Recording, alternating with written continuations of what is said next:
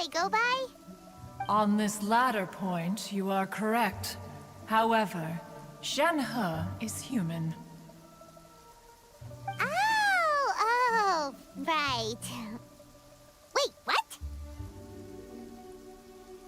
What? You knew already? So is Paimon the only one who didn't know? Do you mean to say that she presents differently from ordinary human beings? Well, to start with, her problem-solving methods are extremely direct. Ah, yes. She was like this all those years ago when one first met her. In this respect, she has not changed. One first found Shenhe by chance in a cave. One was passing by and sensed the presence of a god's remains. Being of an ever-vigilant disposition, one entered immediately to inspect the scene. Inside was Shenhe, then aged around 6 years old. In her hand, she held a dagger with which she was confronting a monster that was the god's remains incarnate. That sounds so dangerous. When one arrived, she had already been locked in confrontation with this monster for several days. Most mortal children are fragile, both physically and mentally, and are highly reliant on their parents for survival. But not so her.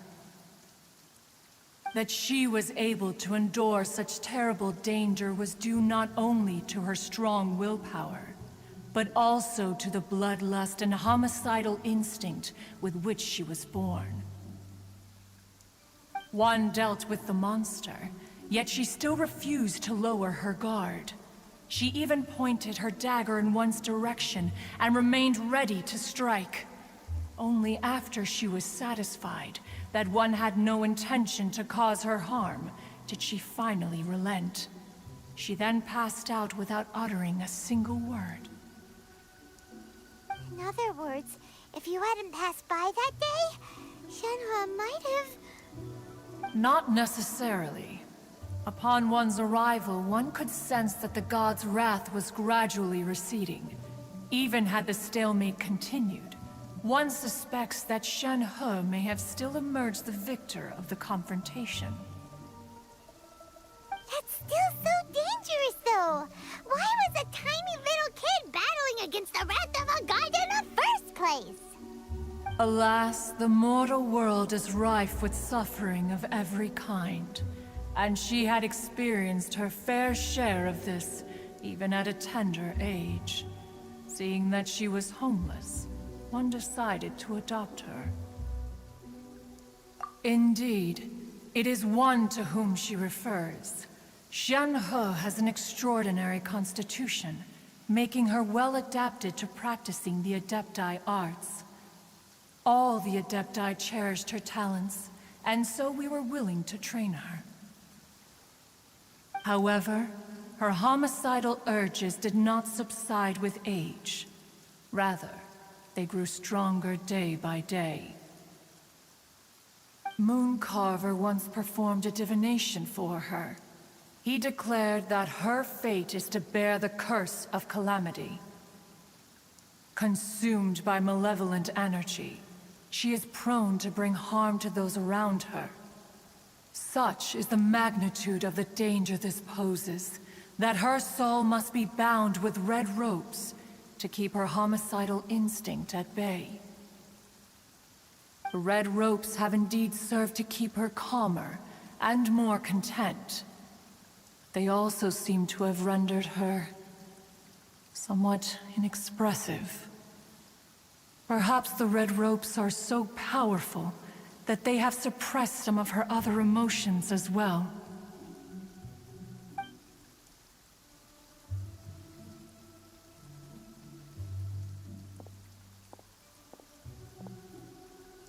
It is only by fate that people's paths may cross. Now that Shenhe's path has crossed with yours, please be sure to treasure the gift that fate has given you, and take good care of her. Ningguang gets it. You came out here to check up on Shenhua because you were worried about her, didn't you? Huh. You dare draw such a facile conclusion on the nature of one's present excursion? Incorrect. The truth is that while Liyue Harbor may seem peaceful today, danger is always lurking in the shadows. Ningguang once made a bold assertion that this is to be the era of the contract between Liyue and the humans.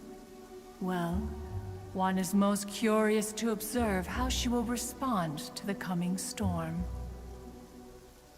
If she handles it admirably, one is willing to be a witness to her achievements. But if she does not, the Adepti shall not hesitate to seize control. Let us conclude our conversation here for today. One has occupied enough of your time, and night is approaching. Be sure to get ample rest.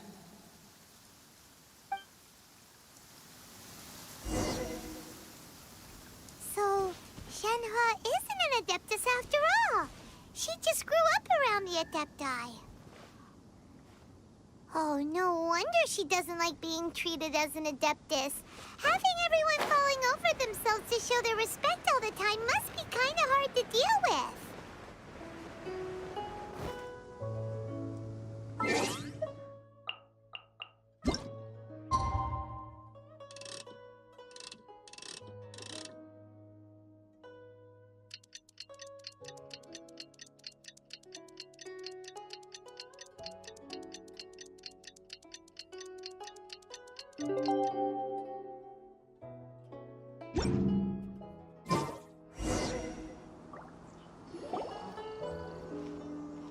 Hey!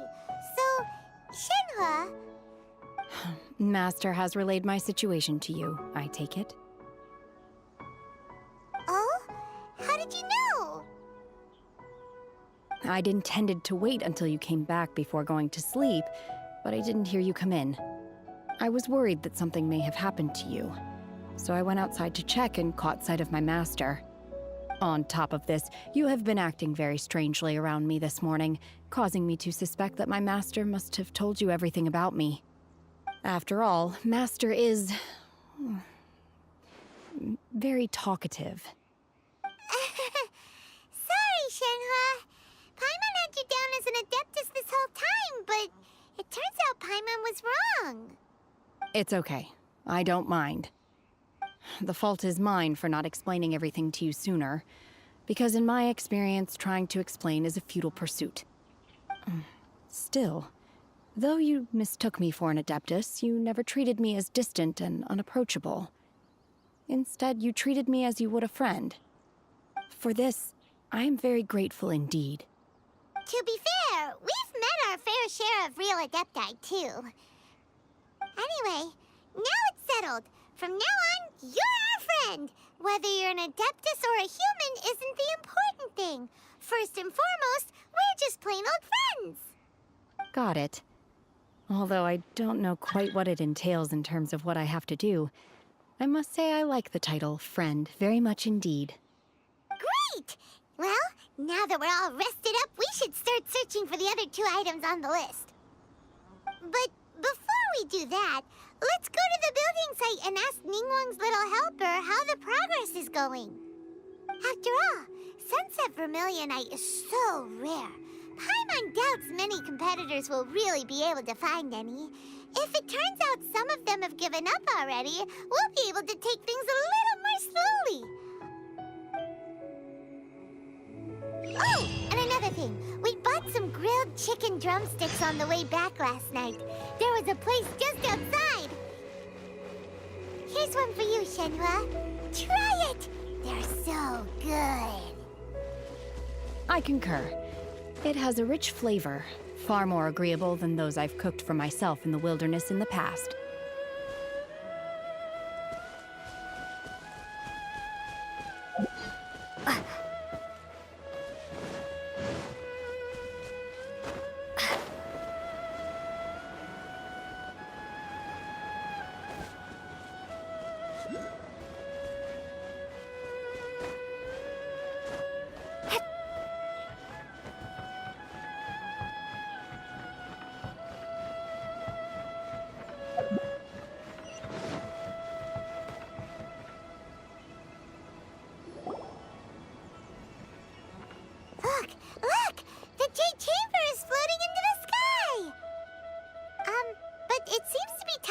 try something. That's because it's not finished. Hey, Byron! And hey, Beto! And hey, person Paimon doesn't know? Given the enormous scale of the Jade Chamber, we split the construction work into 2 phases to make sure the structure remains balanced. Before we find some suitable plastrite, we build the Jade Chamber's keel at ground level. Once the plastrite is ready, we place it into the keel and let the partially constructed Jade Chamber rise up to the height of the surrounding mountain peaks. The remainder of the construction work is then carried out at that altitude. Once everything is ready, we release the iron tethers and allow the Jade Chamber to rise to its target altitude. Miss Bywin, we've brought some new materials to submit. One moment, I'll be right there. The construction work has only been able to progress this rapidly thanks to the plastrite provided by you. Lady Ningguang is most grateful and looks forward to seeing more of your work. Wow, can't believe you sourced the plastrite so quickly. It's the key piece of the puzzle. Looks like you beat us to the punch. Beto, you're joining the Jade Chamber contest too? Sure am. I happened to get my hands on a chunk of sunset vermilionite on a voyage a while back, so I figured I'd bring it over. Huh. So even though it's rare, we're not the only ones who managed to get a hold of it. Oh, I've got some introductions to do. This is the renowned Miss Yun, or Yunjin, probably the most famous figure in the Liyue opera scene. Greetings.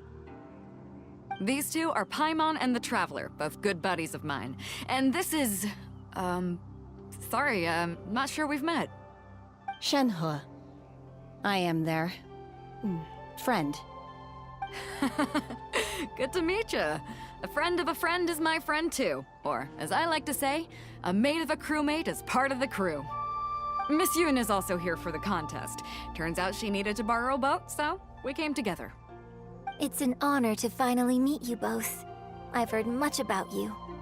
Miss Shenhe, though we are only meeting for the first time, I have a feeling that we will get along very well indeed.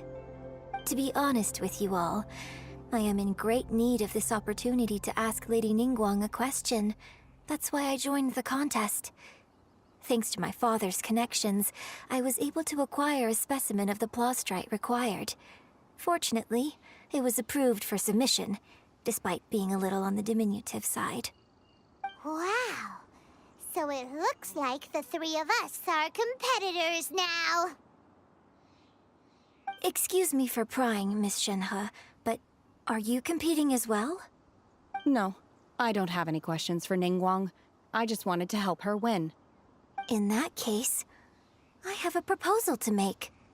Lady Ningguang said that the first 3 contestants to procure all 3 materials will be awarded the chance to ask a question to secure the top 3 places between us. What do you think? Sounds great, but how does it change things exactly? I think I see where you're going with this, Miss Yun. The plastrite was the most difficult item to source by a long shot. Luckily, all 3 of us managed to get our hands on it. The 2 remaining items aren't quite so rare, so as long as one of us finds a way to source it, the other 2 can hop on the bandwagon. How'd I do? Is that what you had in mind?